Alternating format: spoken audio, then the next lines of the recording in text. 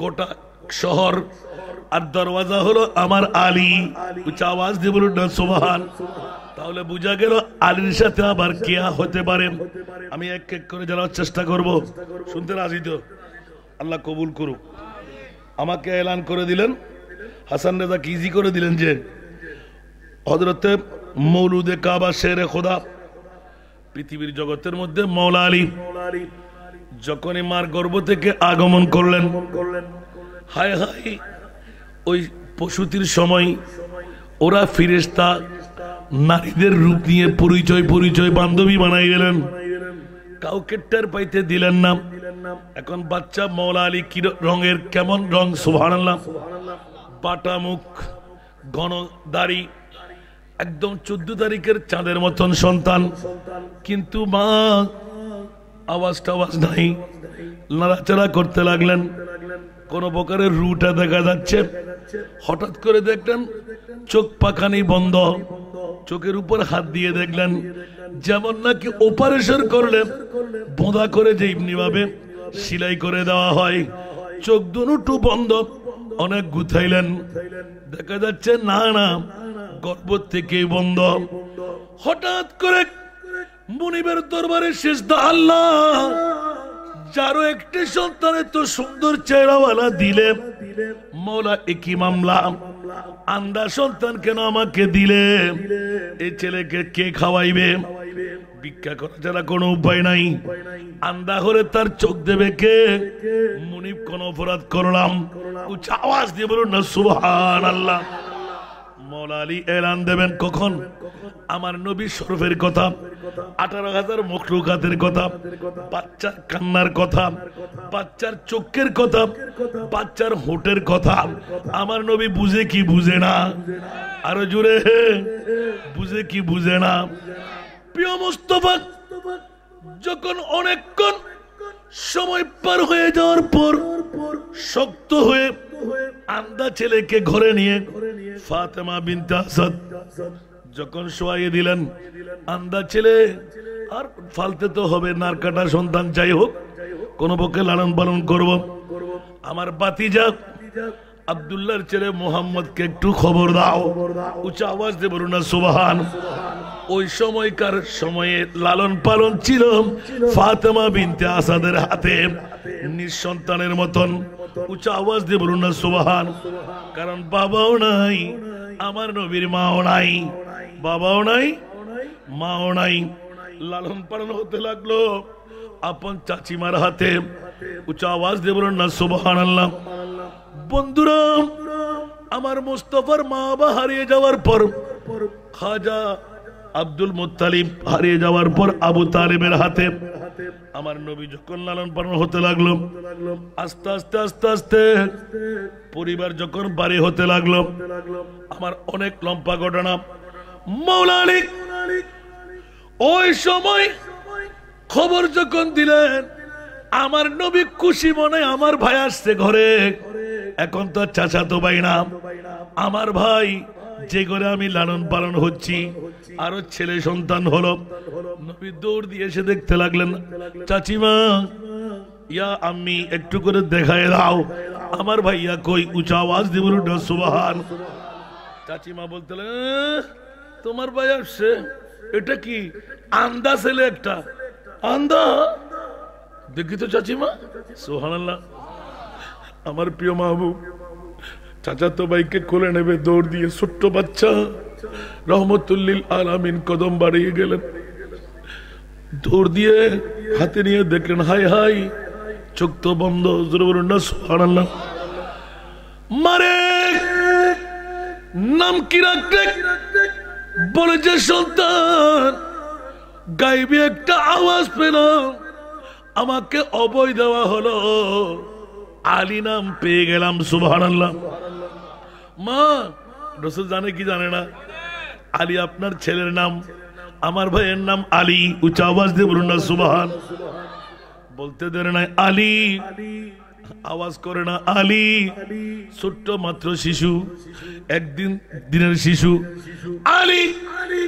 আমার প্রিয় বাবা যখন তৃতীয়বার চিৎকার দিয়ে ডাক দিলেন, চট করে চোখ করে দিলেন, হাসতে লাগলেন, জোরে বলুন সুবহান। চোখের উপর আল্লাহু আকবার।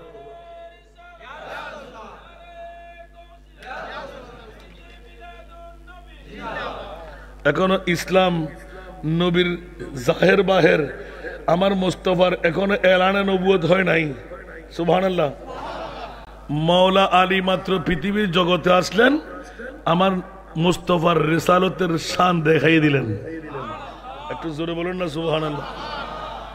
আলী একবার বললেন, আলী দুইবার বললেন, তৃতীয়বার চট করে বন্ধা করা বাঁধা চামড়া খুলে গেল।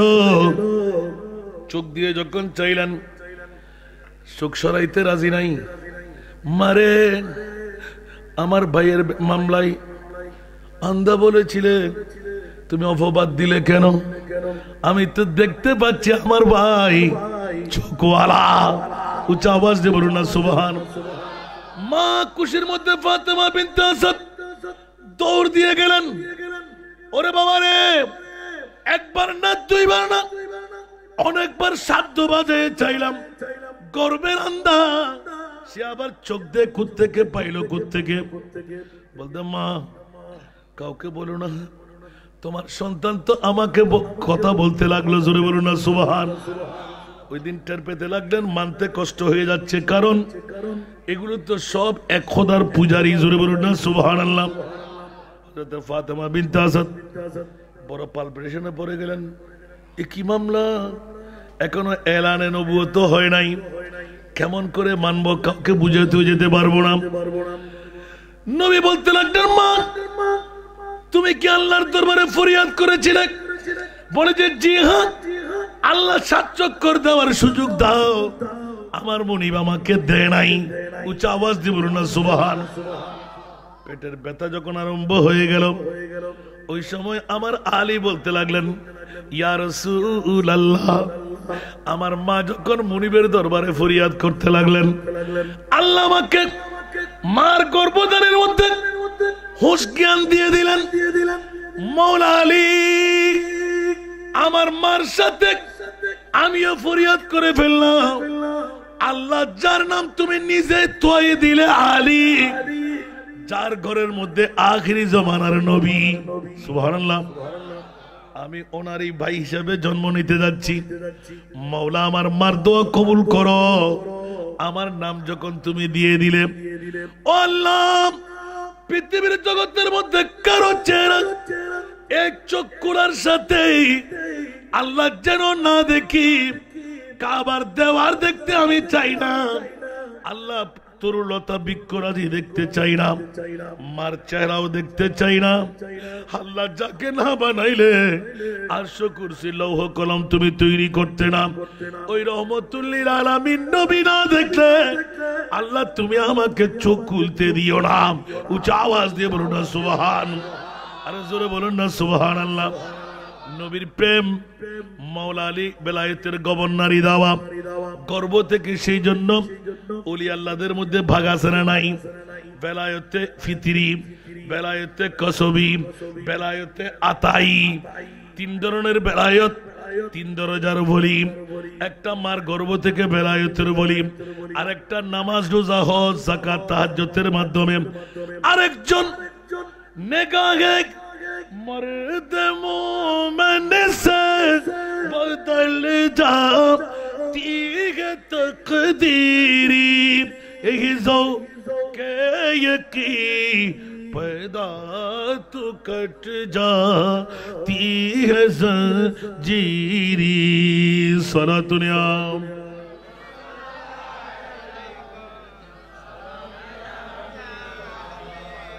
সরাসরি কোথায় চলে গেলাম? মাওলা আলীর আগমনের কথা বলে দিলাম। উচ্চ আওয়াজ দিয়ে বলুন না সুবহান। একটু করে রেখে আসতে হয় কোনজন মাওলা আলী। উচ্চ আওয়াজ দিয়ে বলুন না সুবহানাল্লাহ। একটু করে ইঙ্গিত আগে দিয়ে দিলাম, বুঝতে যাতে করে কষ্ট না হয়। আলীর প্রসারতা কেমন করে আসতে লাগলাম। ছোট্ট বয়সে সর্বপ্রথম ইসলাম ধর্ম শিশুত্বের মধ্যে গ্রহণকারী উনি হলেন আমার মাওলা আলী। উচ্চ আওয়াজ দিয়ে বলুন না সুবহান। ইসলামকে একদম ছোট্ট বয়স থেকে যিনি ব্রেনের ভিতরে ঢুকাই নিলেন, আমি বলবো ছোট্ট বয়স থেকে না, মার গর্ভ থেকে নবী চিনে নিয়েছিলেন। উচ্চ আওয়াজ দিয়ে বলুন না সুবহান। সেহেতু বন্ধুরা, বাবারা, ভাইরা আমার, আল্লাহর কোরআনের আয়াত থেকে আহলে বাইতে রাসূলের মর্যাদা, আল্লাহর কোরআনকে জিজ্ঞেস করতে গেলাম, মাওলা তুমি একবার বলে দাও না আহলে বাইতে মুস্তাফা ওরা কারা? আল্লাহর কোরআন বলতে লাগলেন, ইয়া রাসূলুল্লাহ, মক্কার জমিন ছেড়ে মদিনাতুল মুনাওয়ারায় যখন নূরানি কদম আপনি মুস্তাফা রেখে দিলেন, মদিনাবাসীরা আপনাকে পেয়ে হুর গেলমান হয়ে ছোট্ট আবাল বৃদ্ধ বনিতারা তাইলাল বদরু আলাইনা মিন সানিয়াতিল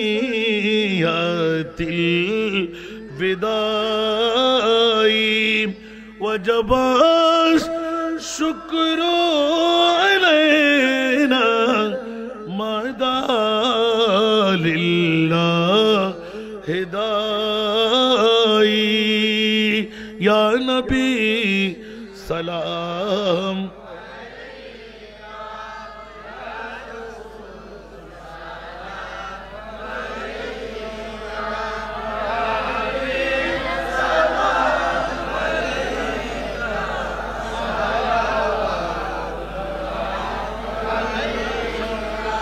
আমার মনিব বাউলা মক্কা ছেড়ে মদিনায় যখন কদম রাখতে দিলেন, মদিনার আনসার মুহাজির একে অপরের সাথে মশওয়ারায় বসে গেল। আমার মাহবুব তো জন্মভূমি ছেড়ে দিল, মদিনাবাসীকে বুকে নিল। সুবহানাল্লাহ। আমরা বড় ভাগ্যবান। কিন্তু বন্ধুরা, আমার নবী তো মানবের কবর যখন পড়েছেন, আমার নবীর জন্য মানবত্বের কারণে অনেক কিছু প্রয়োজন। একে অপরের সাথে মিশ্রণ হয়ে সবাই প্রতিজ্ঞাবদ্ধ হলেন, মাহবুবে মুস্তাফার জন্য যার কাছে যা আছে একটা ভাগ নবীকে আমরা উপহার দেব। অনেকে টুস করে এলান দিলেন, আমরা নবীর কারণে ইসলাম পেয়ে গেলাম, নবীর কারণে জান্নাত পেয়ে গেলাম, নবীর কারণে মানবতা পেয়ে গেলাম। এরকম পেলাম পেলাম পেলাম। অনেকে বলতে লাগলেন বদলা তো দিতে হয়। আমার আল্লাহ বলতে লাগলেন, ইয়া রাসূলুল্লাহ, ইসলামের বদলা কিছু দিয়ে হতে পারে না। ওগো আমার প্রিয় রাসূল, মদিনাবাসীরা, মক্কাবাসীরা এখনো তাদের মনোধারণা আমার নবী একজন সাধারণ মানুষ। আমার আল্লাহ বলতে লাগলেন, খবরদার ইয়া রাসূলুল্লাহ, মা কানা মুহাম্মাদুন আবা আহাদিম মির রিজালিকুম ওয়ালাকিন রাসূলুল্লাহ ওয়া খাতামান নবিয়্যিন। ইয়া রাসূলুল্লাহ, কারো বাপদাদা 14 খানদান সাধারণ পুরুষ আমি আপনাকে বানাই পাঠাই নাই। ওগো আল্লাহ, কেমন নবী পাঠাইলেন? বলে যে আমার নবীর কাছে স্বর্ণ চাঁদি রূপা হীরা মণি মুক্তা দুনিয়ার জায়গা, দুনিয়ার আয়েশ ইজ্জত কোনো কিছুর প্রয়োজন নাই। আমার নবী মুবাররক, আপনি তো আমার বন্ধু। আওয়াজ দিয়ে বলুন না সুবহানাল্লাহ। ইয়া রাসূলুল্লাহ, যখন যেমন কাজ তেমন, যেমন কথা তেমন কাজ, আনসার মুহাজিররা সাজাই দিলেন। সবাই ঐক্যবদ্ধ হয়ে স্বর্ণ চাঁদি রূপা হীরা টাকা পয়সা জমি সবকিছু মুস্তাফাকে বদলা দিতে একটা করে ফেললেন। আল্লাহ বলতে লাগে, জিবরাইল দৌড় দিয়ে যাও আমার মুস্তাফার কদমে। ইয়া আল্লাহ, মামলা কি? কেন? বলে যে আমার প্রিয় মুস্তাফার জন্য স্বর্ণ চাঁদি রূপা হীরা মণি মুক্তার বিরাট টাল দিয়ে দিল। আমার নবীকে আমি নিষেধাজ্ঞা লাগাই দিলাম, ইয়া রাসূলুল্লাহ, এক চুল পরিমাণ সম্পদ আপনি ওখান থেকে গ্রহণ করবেন না। উচ্চ আওয়াজ দিয়ে বলুন না সুবহান। বাবা একটু সামনে চলে আসেন, মেহরবানি মেহরবানি। সালাতুনিয়া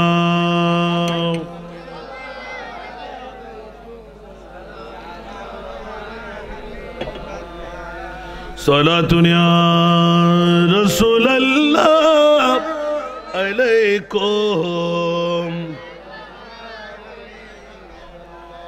ইয়া রাসূলাল্লাহ উযুর হালানা